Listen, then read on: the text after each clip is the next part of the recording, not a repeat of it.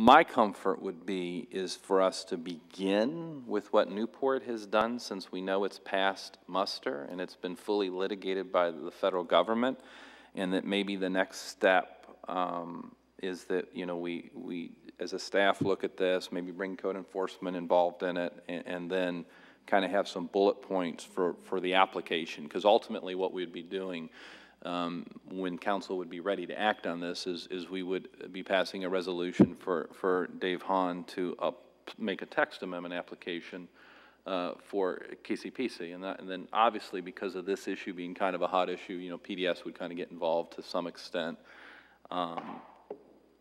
and then there'd be a public hearing at that level. So I think the first step is just, does council want us to look further in this issue? And yeah, Randy. I do want us to look further into this issue. I was just wondering, on the Newport situation, was that litigated or was it resolved by an agreement? There was a lawsuit filed, and then there was what I would call a consent decree with the federal government. Okay, so, which I'm not sure how much precedential effect they really have. I don't disagree. Yeah, I'm just, can we get any legal opinion, like from Office of Civil Rights or HUD or something, as to whether what we're Well, they were proposing is actively valid? involved in this case, but we certainly have the contact in Atlanta that we could have them pre-approve the ordinance. I think that would be a Or good idea. pre-approve what I would say the proposed Yeah. text amendment. That might not be a bad idea, because I'd hate to see us pass it and then turn around and get sued. I agree completely, because this is a land of 1,000 landmines. Yeah, I know. I've done a couple And you of can them. get sued from either end. And honestly, you're right. you know, the reality is, just like the situation our office was involved in Newport, it was a large church in Campbell County that was sort of involved in these, because these are becoming a part of churches. And I mean, it's just, there are a lot of these out there. I mean, this is a land of landmines. No, I definitely want us to look into regulating them. I just a little leery where the line is drawn, because it's a little fuzzy. 110% agree. Yeah. I gotta believe that you can say that there's zones where you can't have them. No, I don't think so. I mean, you wouldn't want them in a neighborhood commercial zone, right? I'd rather If have it's them there than residential, I next think you door almost to have me. to allow it, Or, don't you? what's that? I would That say- you'd have to allow it If it's in residential? residential, I think you pretty much have to, though. I and mean, then one other thought is, would an do HOA not, be but- able to say that you couldn't have them?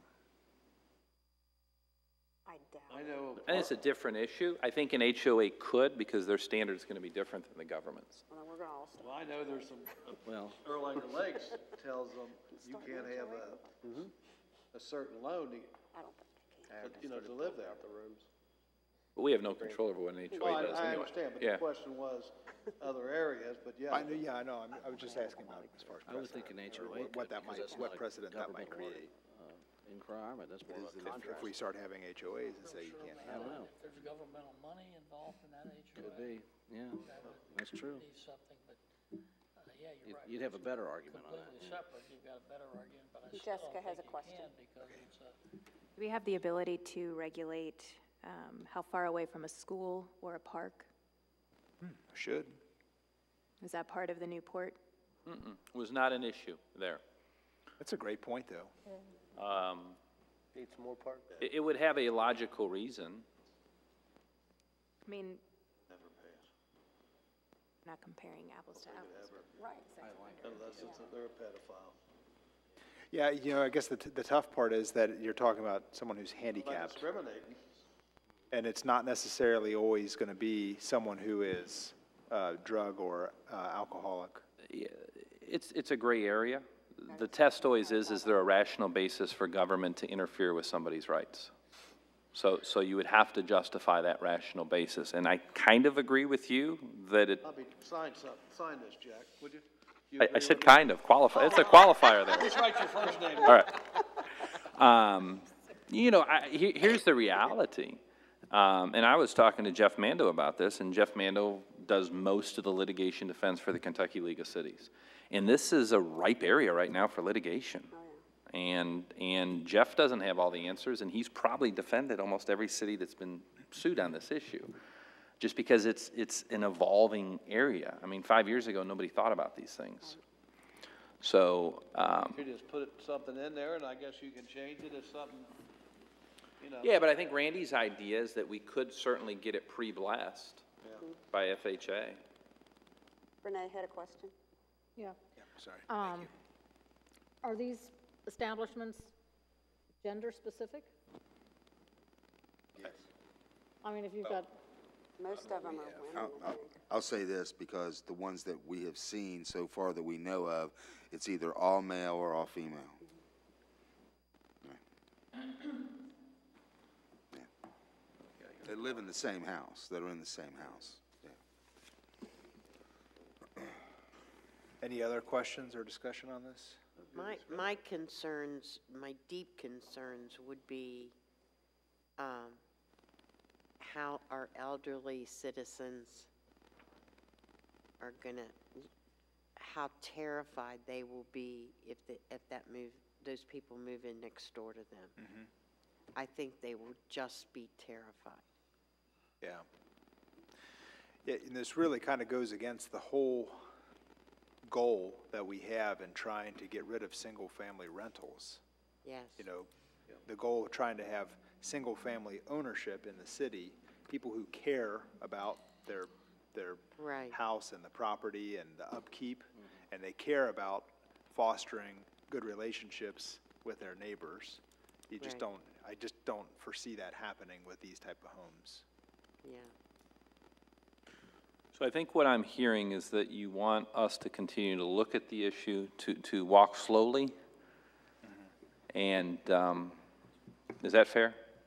Walk slowly? I have another And suggestion. start looking at ways to regulate this without running afoul. Legally, Yes, sir. legally, okay, so a friend of mine with his church does this in Newport. Right? And he, the way they do it is they have a manager, or they have somebody that's been sober longer, and they are rent-free if they're show responsibility in this, and they're a manager and they're responsible for the people in the house. Can that be legally a requirement that there has to be a live-in manager that's responsible for those people in the house? Maybe, and that's the same issue that Mark brought up, the risk you're going to be with all of this stuff. And I say maybe because the risk you're going to be is all of these people are disabled. So we really can't say that a disabled person needs a manager. But we can figure out some creative way. I think that's a very big maybe. I think that's something that we would want to maybe put in and expect FHA to trim out. Okay. I mean, you do a lot of plaintiff's work, Randy. I mean, I think it's, I think that would be, I would like it, but I think it's probably very vulnerable to being attacked. right. Go ahead, Vicki. This is a little bit off topic, but I heard Mark say that someone was looking at the property to build duplexes. I thought This week, so I'm not sure if we didn't have any other areas that could be buildable with a duplex. I thought we discussed that on council before. police are. We did not want any more duplexes. There are some zones that still allow them in like the R2 zones and the R3 zones that permit multifamily. In the single-family residential zones, like this area of town is an R1F or an R1G, none of those permit two families any longer. Wasn't there an area of Commonwealth Station that allowed multifamily? Well, the Commonwealth Station certainly allows all types of residential units. But it was attached, right? Attached It single was all family. attached. yeah. Attached single family. Right. Correct, Yeah. attached single family. So like townhomes, is that what that? Yes. Okay. Okay. Did I see a hand up down there? All right, any other discussion on there? Do you feel like you have direction on this, Jack? Okay. Yep. All right, then we'll move along. Next item is under Finance, Building, and Development. Mr. Blankenship, Mr. Montgomery. Thank you. Mark has circulated a 71-page accounting procedures and policies and procedures manual. I don't know, Mark, did you want to give a little summary of this, or, I know, Stephen, you put it together. I didn't know if you wanted to give that, or you want me to. I don't care. It's been in the work for a very long time. Right. It was in the work when Greg Engelman was here. We finally got it finished. Just to let you know, everything that's contained in here is basically what we have been doing for the past 3 years. This is just basically putting it into policy and procedure. We haven't done, there were a couple things that delayed that. I could go into those if you'd like me to, I will.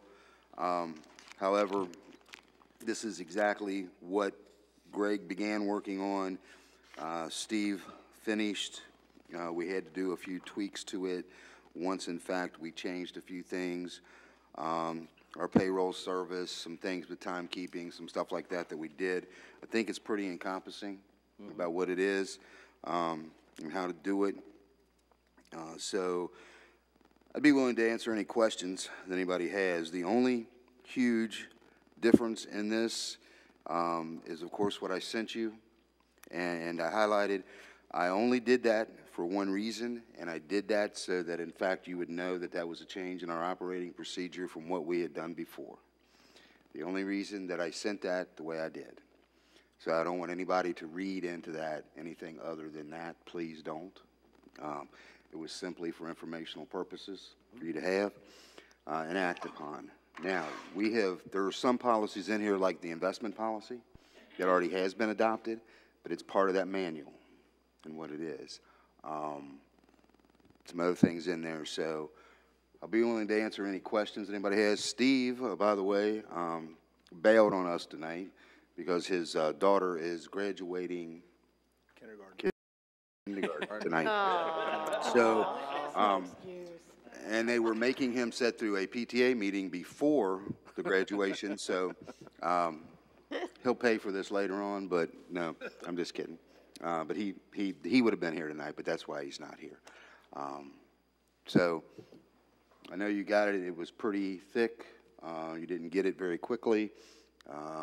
So, for a couple weeks you can look at it or whatever. Whatever we're doing whatever's in this policy manual now except the one change that I noted. Well, and I guess why don't we just go to that change, and if you want to, I know you wanted to change the check writing procedure.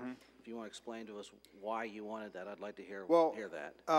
Let me explain what happens now. I mean, this is something that I've talked about for a couple years now, internally.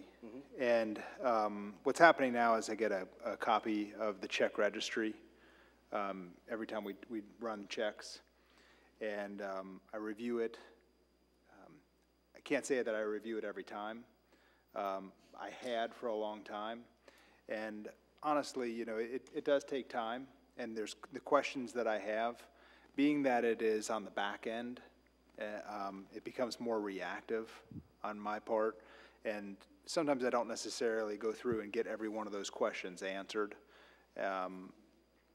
So part of this would be to try to be on the front end of it. It's going to put a little bit more precedence and priority on it, and making a regular schedule to come in and sign also accomplishes something else that's been a goal of mine, and something that I know Missy Andrus had mentioned a number of times that she would like to see done, is me having regular hours here.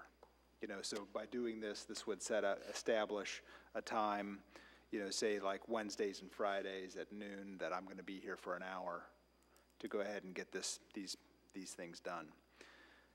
So I guess I don't want to make this a 3-hour meeting. I don't either. So I guess what I would No, we what don't I would either. No. what I would prefer is if there's concerns, let me know what your concerns are, and I can try to address those. Well, my concern would be, if you're wanting to see things on the front end, and I don't think that's a bad idea, it would be better to review purchase orders than it would be to write the checks, because the purchase orders are going to precede the purchase, whereas the checks come after the purchase has already been made. My exact point, exactly, that's what my That point probably was. would be great in a perfect world, and it probably would make the most sense if I was a full-time mayor. What you're asking requires a whole lot more time than signatures, because you're asking me to go through and verify, if there's contracts or purchase orders and what everything is there, and then you're saying, okay, has that stuff been completed, or has that been shipped, or whatever it might be? Right. You're talking about a whole lot more verification that you're trying to put on me. I appreciate that, but I'm not ready by to the take time, that. I'm sorry to interrupt. I apologize. But by the time the check is being written, the product or service has already been contracted, and it's already been delivered, and it's being paid for. So I'm not sure what advantage there is in changing the procedure. I'm really not interested in changing the process that we have. Well, this does change it, though. It does, it really does not. We're adding one level of internal control that really doesn't change what we do. I mean, what you're talking about does change what we do substantially, much more than signing a check. This is adding another layer of internal control. You know, and I want to make sure that I'm not making a mistake on this or that I'm hurting the city in any way. Right. I did talk with John Chamberlain of Van Gorder Walker about that, the company that does our auditing. And I said, you know, is this gonna be a detriment to the city in any way? And John Chamberlain had a really good summary that I really appreciated his stance on this. He said, City of Erlanger's internal controls are very good when it comes to check writing. They're very good. And by having another signer or another set of eyes looking at it, adds another layer of internal control, which would take Erlanger's internal controls from very good to excellent. But it takes it from 2 people who can sign it to 1. Because now, city clerk or the finance director can sign it, and under the way that you've edited this, only you would. The way I edited it was that I would sign it, yes. Right, so it's in the going from 2 event to 1. of an emergency, that if there was something that had to be paid quickly, that Steve Bodie, Sherry, or the accounting assistant would be able to, or no, I'm sorry, not the accounting assistant. It'd be Sherry or Steve would be able to sign that check. In the event of my absence, like a prolonged absence, if I got hit by a bus, then somebody else would be able to take over signing, or that Steve would be able to take over signing the checks again. If I'm going to be gone on vacation or give a written permission, it would also allow somebody else to be signing the checks. One other thing here, you've X'd through the part where it says no signing of blank checks. Are you going to allow yourself to sign blank checks, or was that just an error in the editing? That was probably an error in the editing. I would hope. That was not meant to be taken out. Yeah, I do remember reading that, and I did not take that out. It's X'd through, and I didn't think you'd want to take that out, because I can't imagine why you'd want to sign a blank check. No, absolutely not. Okay. No, I didn't catch that. Okay, I thought that was probably just an editing thing. But Yeah, that's not meant to be taken out. Go ahead, Patty. Tyson, this is the way I see this. And it keeps constantly eating away at me. You could tell how furious I was when I heard about this.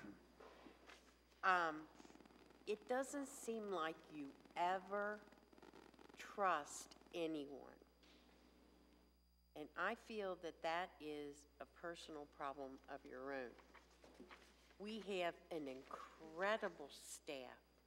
You have an incredible council. You have incredible department heads that have built this kingdom that you are running now. And they do an outstanding job. For Steve to start in this new position and for you to blackball him by making him feel like he is inadequate or that you perhaps don't trust him, it's just ludicrous.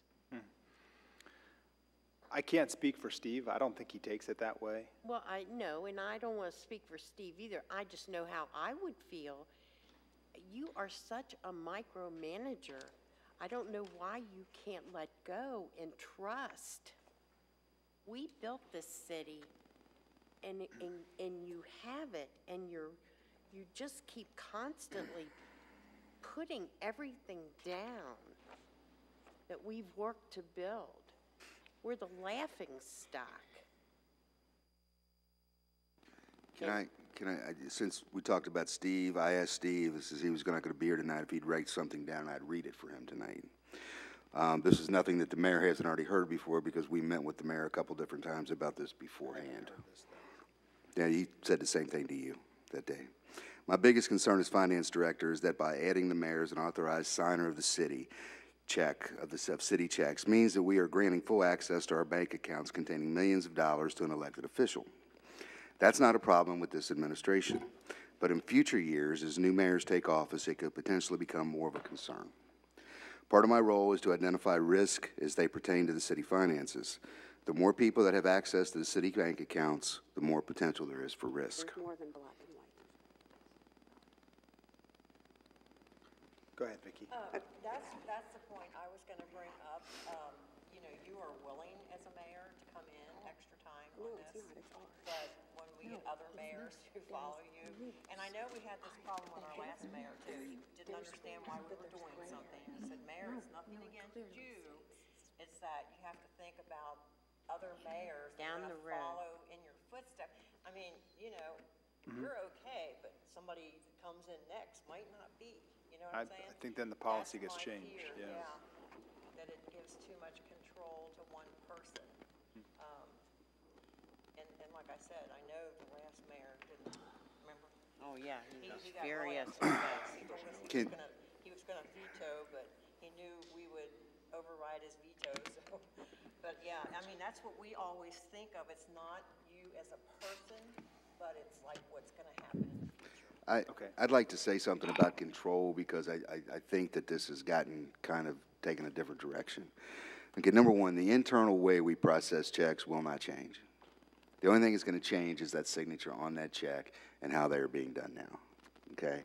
So the mayor is not going to be having a checkbook in his drawer to be able to pull checks out and write a check. That's not going to happen.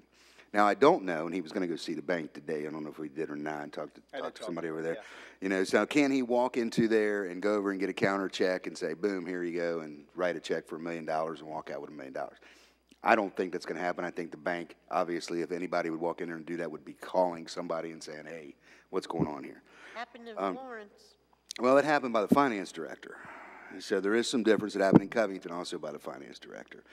So I don't want anybody to have the impression here that by changing this that, you know, the mayor is going to be able to sit at his desk or at home or anyplace else, or anybody that's doing this can do that. The finance clerk is still going to be putting things in and issuing the checks.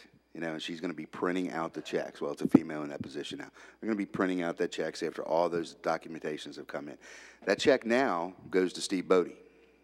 Steve Bodie reviews everything that's in there. He makes the signature on that check. What this is going to change is that's not going to go to Steve Bodie anymore.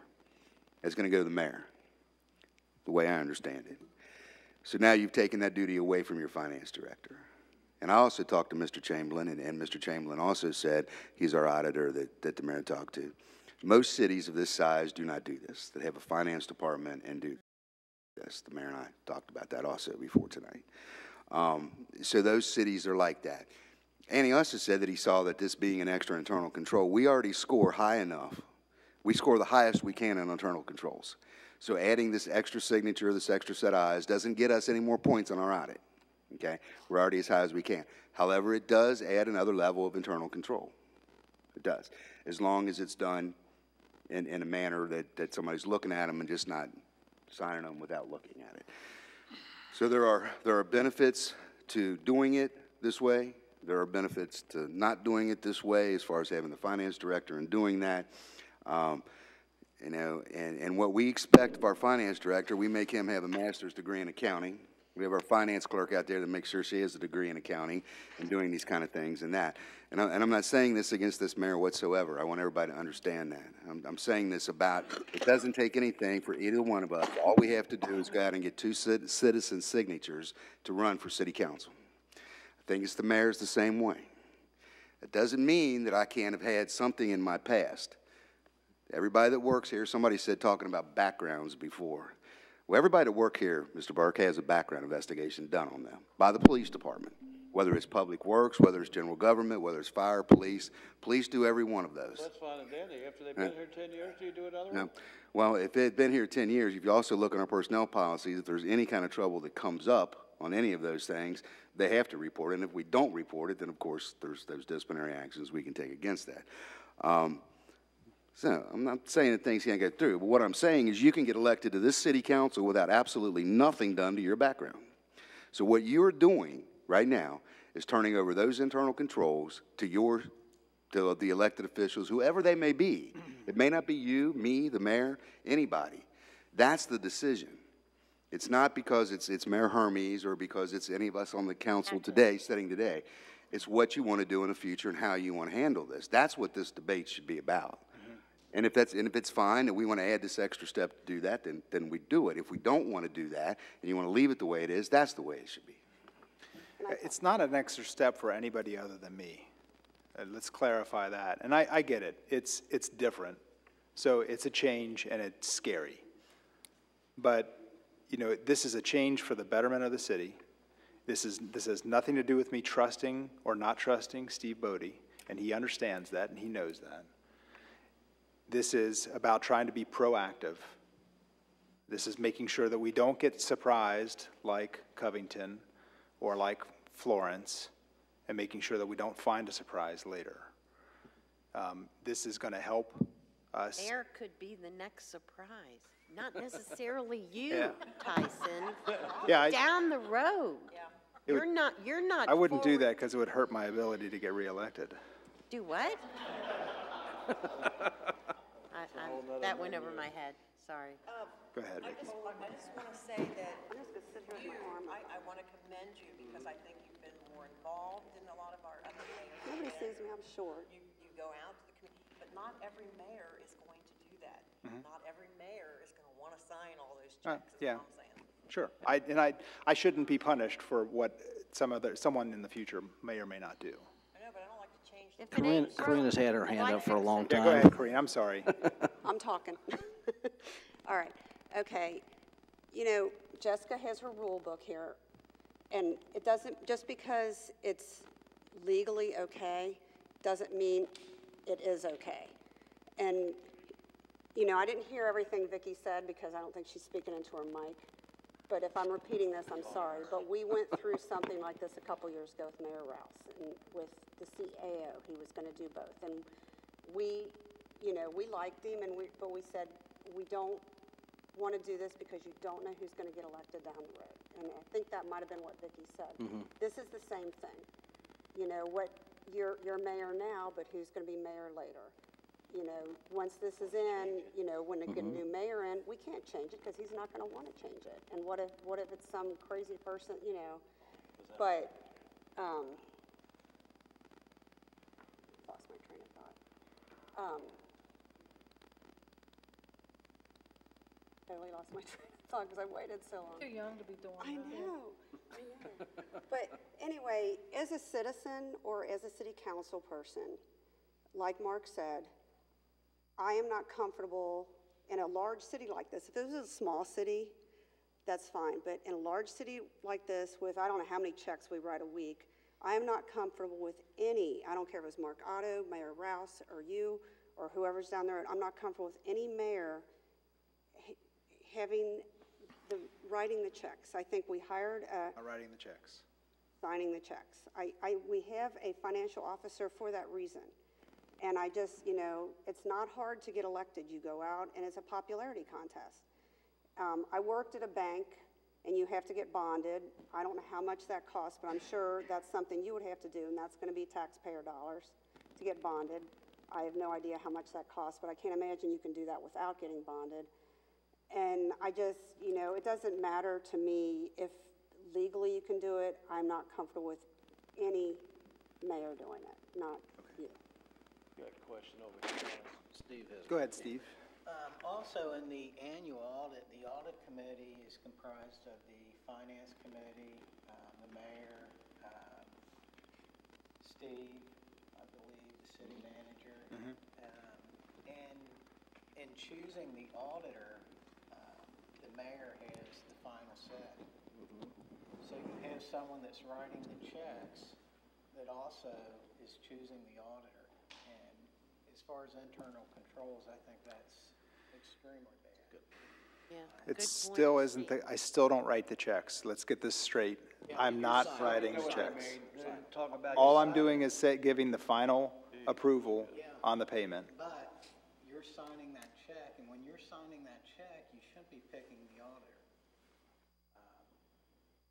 If you're signing the checks, we should change that section and have, you know, someone else pick the auditor, because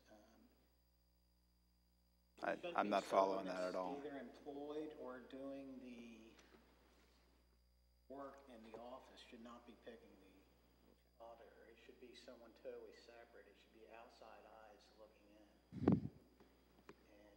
I don't see the advantage of you signing the checks because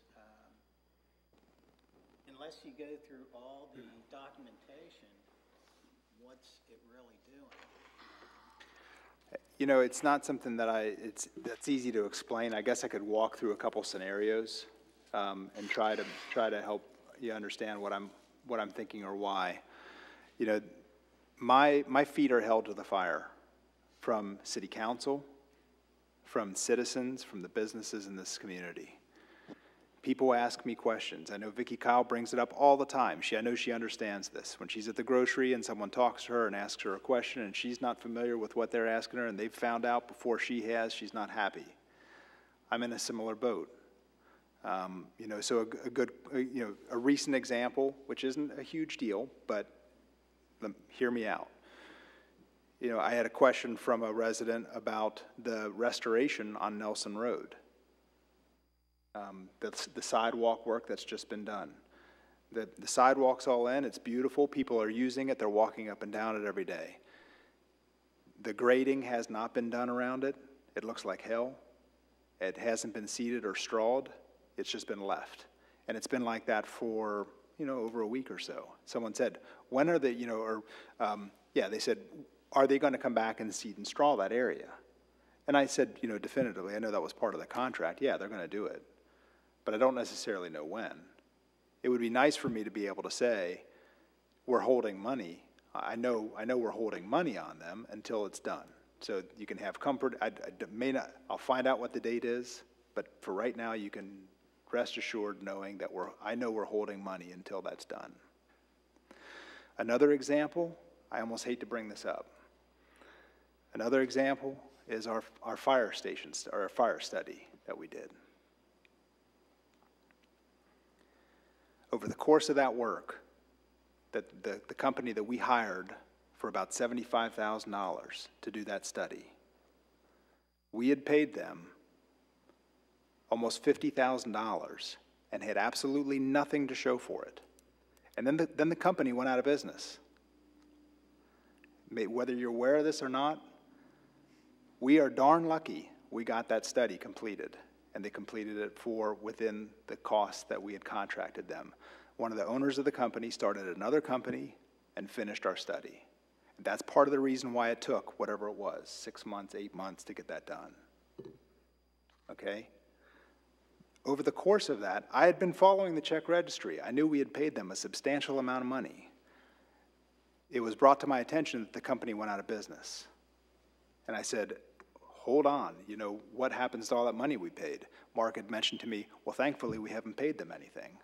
I said, wait a minute, yes we have, I know we have, because I've seen the check registry, and found out that we had paid them over $48,000. So it's not a perfect process. My point in this is to help. It's to be an extra level of eyes, an extra level of scrutiny in a place where it belongs. I don't think there's any way that you can say that there's too much oversight that can be put when we're in charge of spending other people's money. And that's why I'm volunteering to do this. It's an interesting point, but I'm not sure how you signing the check would have made any difference there. I would not have authorized the second check to them, I mean, because there was pretty much split, like 24,000 and 24,000. I would not have authorized that second check without have seen something from that company already. Was it contractually obligated to be paid at that point, or did we pay it before it was contractually obligated? We were contractually obligated to put a down payment. Were we contractually obligated to make the second payment, is my question. Not without having, we were supposed to have seen something by that point.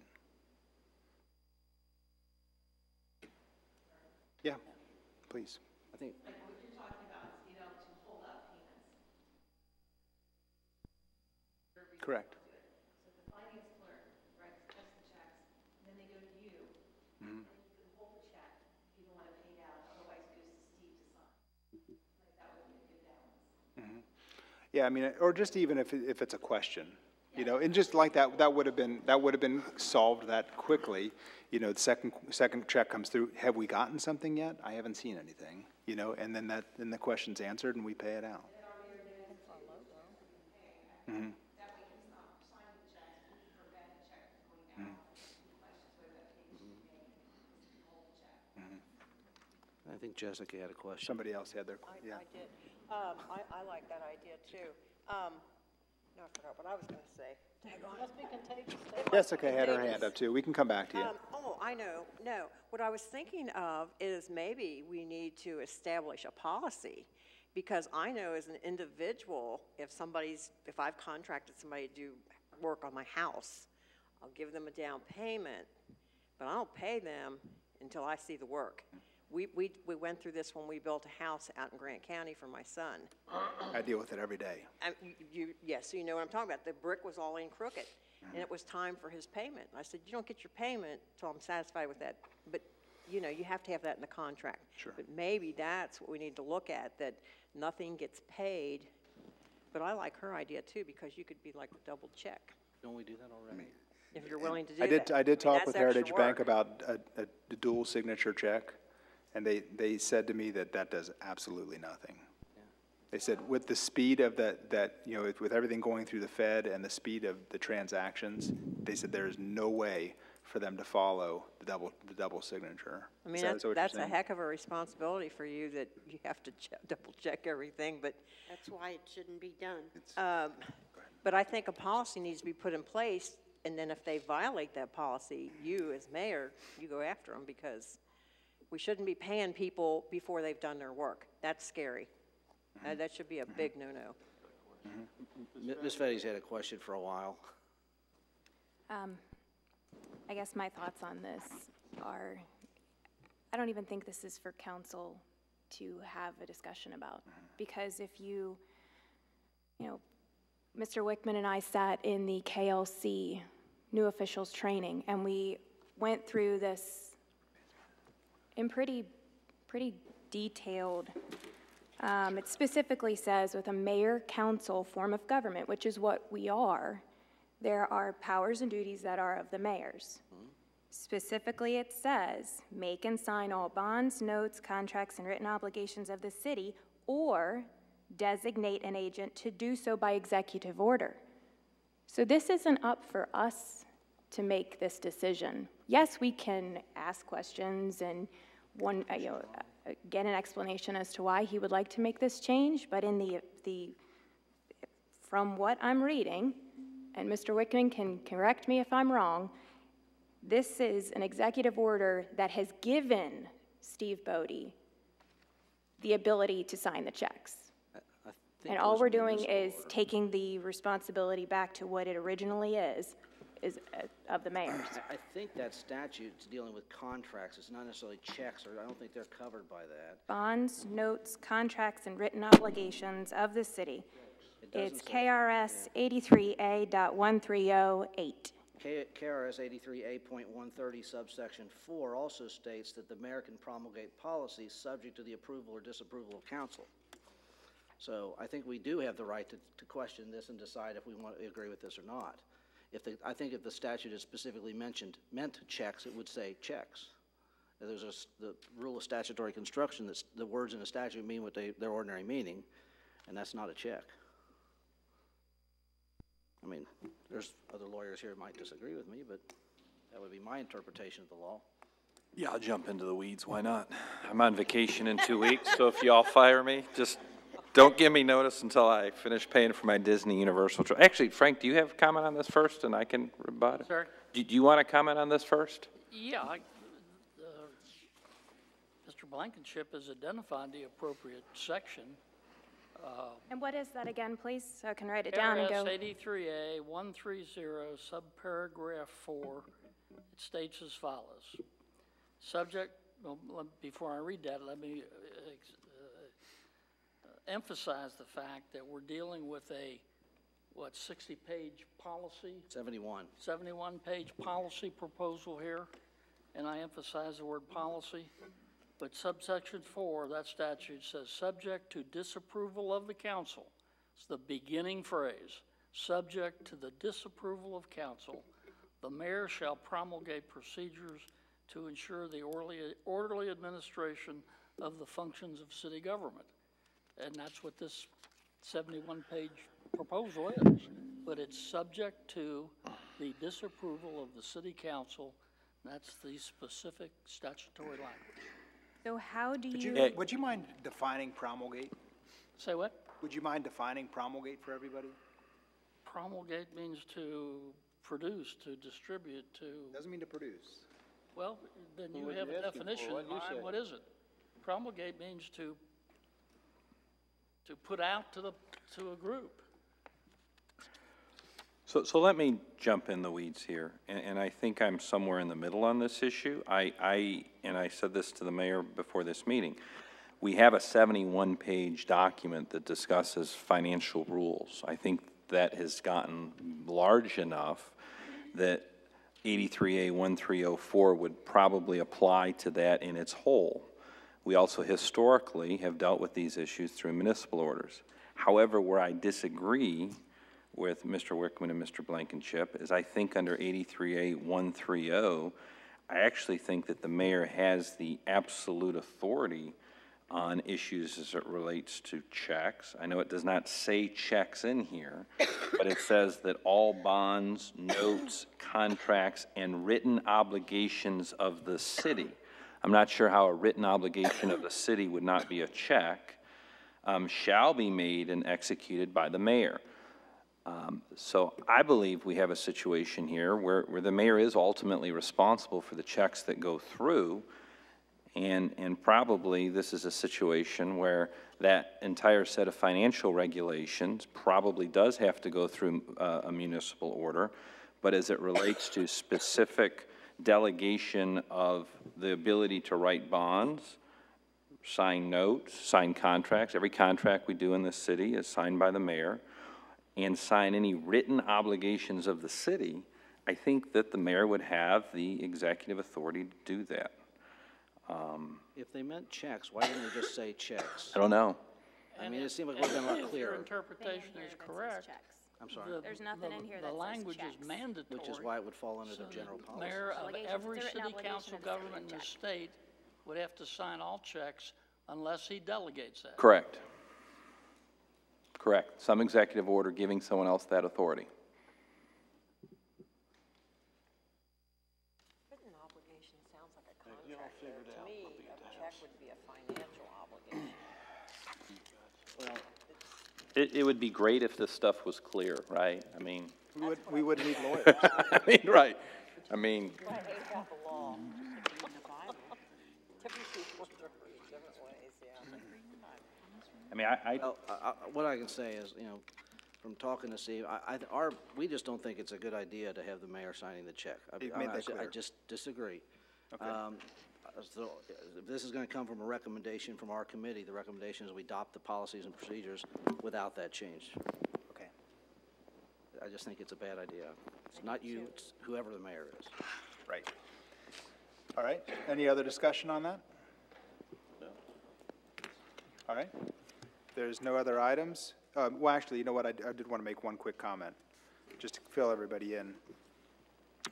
As you may or may not have known, Nick and Brittany Smith had been working on trying to get a proclamation from the governor of Kentucky to create a DIPG day in the state of Kentucky. Oh, that's sweet. And believe it or not, they have succeeded, and tomorrow is DIPG Day in the state of Kentucky. It's going to be recognized on Friday, actually. It's going to be a formal recognition and a signing of that proclamation. Good. Yeah, That's great. Good for them. kind of a silver lining. That's neat. That's good. Yeah. That's good. That's beautiful. All right, well, I have one quick add-on. okay. Procedurally, I got a phone call about an hour before the meeting started from the Nyer Group. We're going to have first reading of the industrial revenue bonds at our next meeting, and they warned me that the closing for the property may have to happen before July 1st. Oh, my gosh. So we may have to do a special meeting at the June committee meeting. I'll know more in the next day or two. So I just wanted to let everyone know that A great reason to have a special meeting. we may have to have that. We'll know more in the next day or two. We're glad you came tonight, Jack, thank you. Glad I've served some function. Any other items, any other issues to discuss? All right, seeing none, I'll ask for a motion to adjourn. Motion by Mrs. Kyle, second by Mrs. Skidmore. All in favor, say aye. Aye. Motion carried. Meeting adjourned.